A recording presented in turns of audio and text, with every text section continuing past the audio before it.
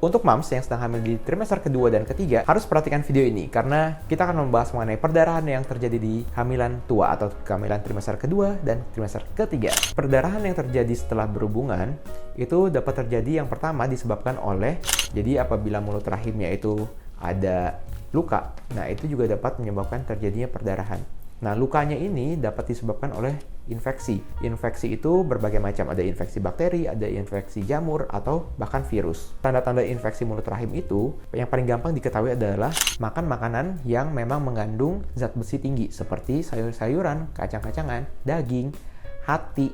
Jangan makan hati ya. Cara menghindari perdarahan sebetulnya gampang.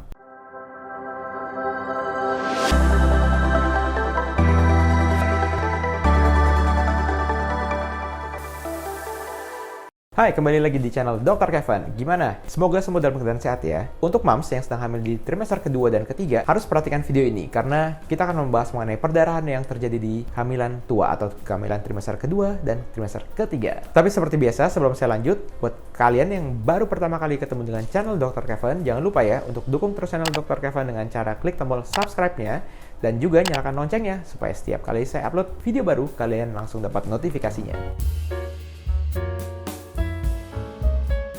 Untuk moms yang sedang hamil trimester kedua atau trimester ketiga, itu tidak diperbolehkan untuk mengalami perdarahan pada saat hamil. Jadi apabila moms merasakan adanya keluar bercak darah atau flek, itu merupakan tanda bahaya pada saat moms sedang hamil.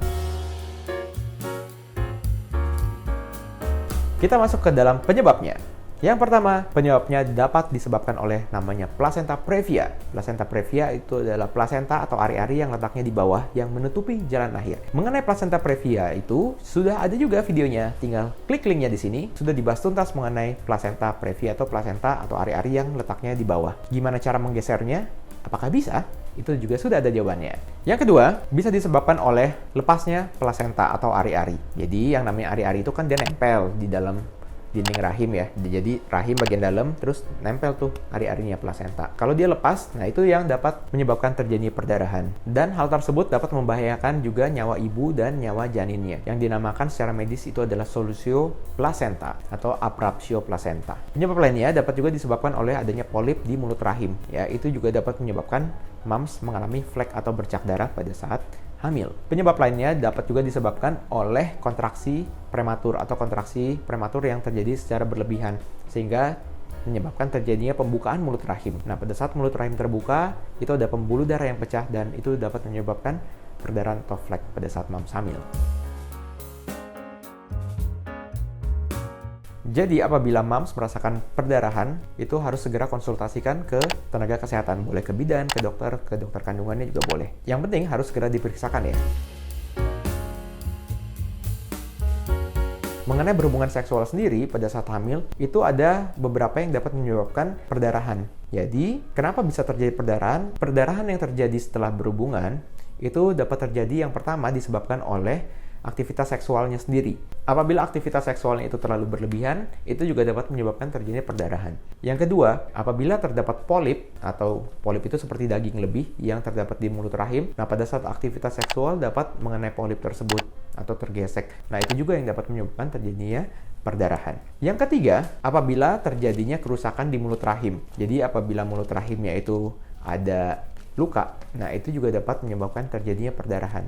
Nah, lukanya ini dapat disebabkan oleh infeksi. Infeksi itu berbagai macam, ada infeksi bakteri, ada infeksi jamur, atau bahkan virus. Tanda-tanda infeksi mulut rahim itu, yang paling gampang diketahui adalah dari keputihan yang timbul. Memang keputihan yang pada saat hamil dapat bertambah banyak. Tetapi pada saat adanya keputihan yang berbau, gatal, atau berubah warna menjadi kekuningan atau kehijauan, itu dapat menjadi tanda keputihan yang sudah ada infeksinya. Cara menghindari perdarahan sebetulnya gampang. Yang tadi misalnya penyebabnya adalah kontraksi palsu, yaitu moms juga langsung dapat beristirahat. Pada saat moms beristirahat, diharapkan kontraksinya itu akan menghilang. Itu berbeda dengan kontraksi yang memang asli. Jadi kalau kontraksi yang beneran, itu setelah moms istirahat, itu juga masih akan tetap ada kontraksi. Dan bahkan lebih lama, lebih teratur, dan lebih sakit. Hal yang kedua, jangan lupa juga untuk mencukupi asupan gizi dan istirahat yang teratur. Karena kalau dengan kecapean atau kurang gizi, itu juga dapat menyebabkan mudah terjadi perdarahan. Yang ketiga, jangan lupa juga untuk minum tablet penambah darah. Atau moms juga dapat makan makanan yang memang mengandung zat besi tinggi, seperti sayur-sayuran, kacang-kacangan, daging, hati. Jangan makan hati ya. Hati ayam, hati sapi itu boleh ya. Intinya, moms juga harus terapkan pola hidup yang sehat. Jadi makan dan istirahat yang teratur selama kehamilan. Oke, sekian dulu konten Dr. Kevin kali ini. Semoga video ini dapat memberikan manfaat ya. Dan jangan lupa dukung terus channel Dr. Kevin dengan cara klik tombol like, comment, subscribe, serta share ke teman-teman lainnya supaya video ini dapat tersebar luas dan bermanfaat. Saya Dr. Kevin, until tomorrow and stay healthy.